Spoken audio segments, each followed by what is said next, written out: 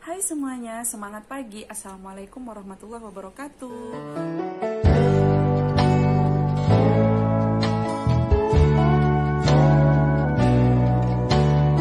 Oke, akhirnya kita sampai lagi di konten sejarah ya. Sebelumnya aku membahas konten sejarah itu bulan Februari yang lalu, jadi udah lama ya. Sebelumnya aku membahas tentang sejarah universitas tertua di dunia. Dan sekarang aku akan membahas tentang sejarah kedekatan atau hubungan persahabatan dua negara di ujung dunia. Kenapa aku bilang ujung dunia? Karena Indonesia itu kan ada di ujung timur walaupun nggak terlalu ujung. Karena ujung timur itu kan negara Jepang dan Indonesia tidak terlalu jauh dengan Jepang. Dan di ujung barat itu negara Maroko, dan kalau Maroko memang sudah sangat jelas dia ada di ujung barat. Itu kenapa negara Maroko ini dalam bahasa Arab itu namanya Al-Mamlakatul Maghribiyah atau kerajaan di barat, karena memang Maroko atau namanya dalam bahasa Arab itu Al-Maghrib itu ada di ujung barat gitu. Nah, jadi di video ini aku akan menceritakan bagaimana kedekatan antara Indonesia dengan Maroko gitu. Itu semua berawal dari Konferensi Asia Afrika pada tahun 1955. Jadi Konferensi Asia Afrika itu seperti yang kita tahu itu diadakan di Kota Bandung. Jadi dulu pasti mulai dari SD kita sudah pernah mendengar tentang Konferensi Asia Afrika ini di pelajaran IPS. Aku ingat banget dulu kelas 5 atau kelas 6 itu sudah diajarin ya di sekolah. Jadi tidak asing bagi kita tentang Konferensi Asia Afrika ini.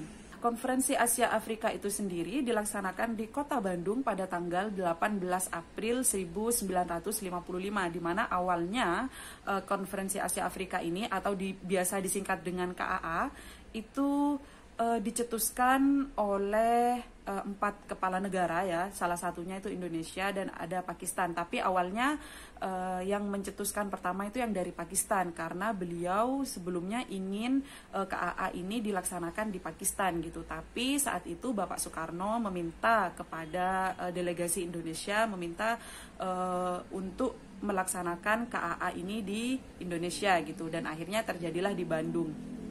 Nah, apa sih yang membuat mereka akhirnya memutuskan untuk membuat Konferensi Asia Afrika gitu kan? Jadi seperti yang kita tahu pada tahun 1955 itu sudah ada beberapa negara di Asia yang sudah merdeka, salah satunya Indonesia.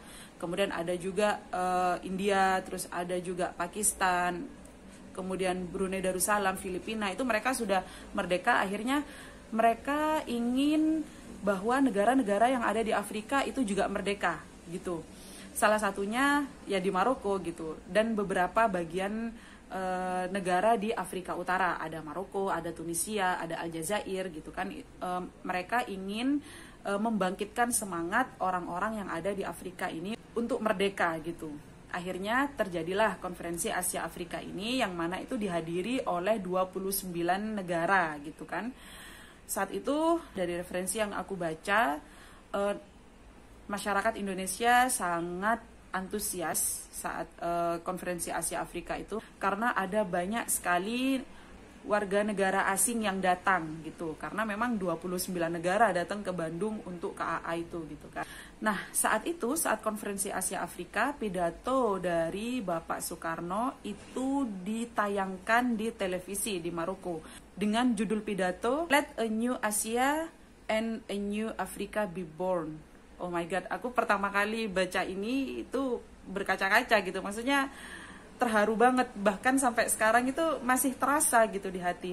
Maksudnya Pak Soekarno segitunya gitu loh, ingin membuat negara-negara itu menjadi maju, menjadi merdeka gitu. Bukan maju tapi menjadi merdeka, karena sampai saat ini pun Indonesia juga masih belum maju ya. Tapi setidaknya kita merdeka dari penjajah gitu. Jadi pidato itu ditayangkan di Maroko, dan itu membakar semangat para pemuda Maroko saat itu gitu ya, pada tahun 1955 itu. Akhirnya mereka bergejolak dan akhirnya mereka memberontak kepada penjajah, dan akhirnya terjadilah kemerdekaan itu pada tahun 1956. Akhirnya Maroko merdeka pada tanggal 7 April 1956. mengenai kemerdekaan Maroko ini udah pernah aku singgung di video aku sebelumnya tentang pengetahuan umum tentang negara Maroko. Nah, di situ aku sudah ceritakan juga bahwa negara Maroko itu merdeka pada tanggal 7 April 1956 gitu.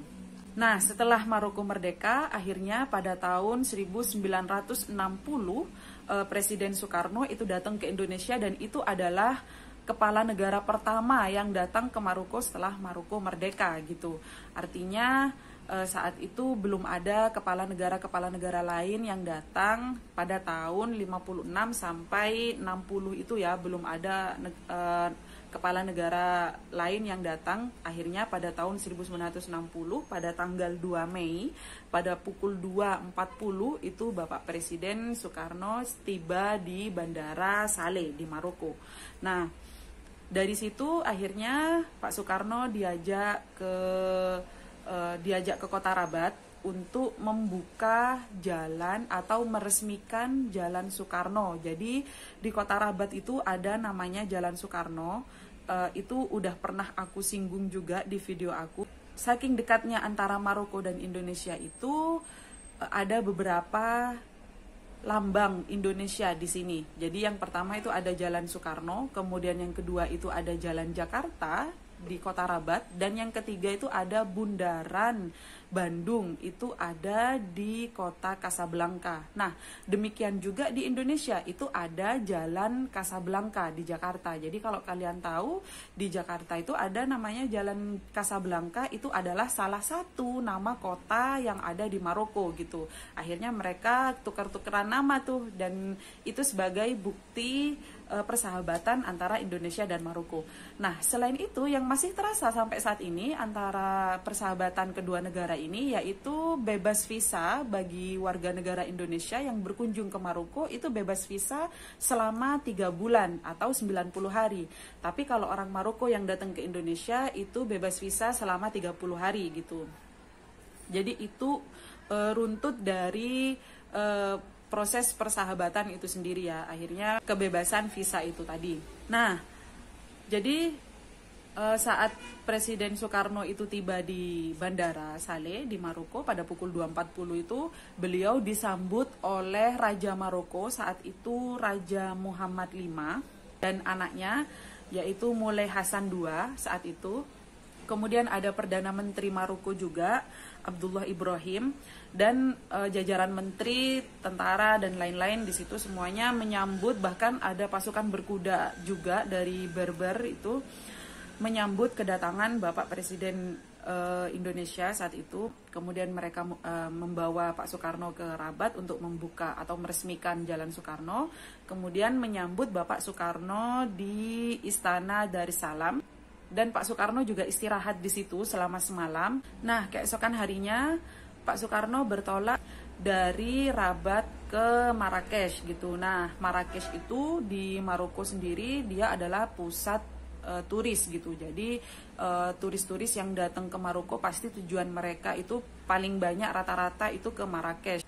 Saat Pak Soekarno tiba di Marrakesh, seperti biasa ada upacara adat, kemudian diajak keliling kota, kemudian melihat gedung-gedung bersejarah gitu ya, seperti biasa. Di Marrakesh itu juga Pak Soekarno disambut lagi oleh Raja Muhammad V. Di situ mereka berdiskusi mengenai hubungan Asia Afrika itu tadi, dan di situ Raja Maroko benar-benar sangat bersimpati gitu ya, karena kemerdekaan dari negara Maroko itu karena desakan dari adanya konferensi Asia Afrika itu, akhirnya mereka berkobar untuk merdeka gitu. Nah, selanjutnya pada bulan September 1961 di situ ada namanya konferensi tingkat tinggi atau KTT, dan di situ Pak Soekarno berkeliling dunia ya untuk menyampaikan hasil dari konferensi tingkat tinggi itu. Jadi beliau ke Austria, ke Amerika Serikat, kemudian ke Jepang, dan salah satunya ke Maroko gitu. Nah, pada tanggal 11 September 1961 beliau ke Maroko dan disambut oleh Raja Hassan II. Jadi rajanya saat itu sudah berganti karena Raja Muhammad V itu sudah wafat pada tanggal 26 Februari 1961 sehingga digantikan oleh Raja Hassan II. Nah, jadi kalau di Maroko itu nama anaknya itu bergantian. Jadi dari Muhammad kemudian Hasan. Nah, sekarang ini rajanya itu namanya Raja Muhammad VI, anak dari Raja Hasan II gitu. Nah, anaknya Raja Muhammad VI ini namanya Hasan III gitu. Jadi namanya Muhammad Hasan gitu. Dan diberi angka di belakang. Jadi nama anaknya Raja Muhammad namanya Hasan, nama anaknya Raja Hasan itu Muhammad gitu. Jadi bergantian nama rajanya. Mungkin sedikit membingungkan, tapi mudah-mudahan tidak bingung ya. Nah, jadi karena saat itu sudah digantikan oleh Raja Hasan II, jadi saat Presiden Soekarno kembali lagi ke Maroko itu disambut oleh Raja Hasan.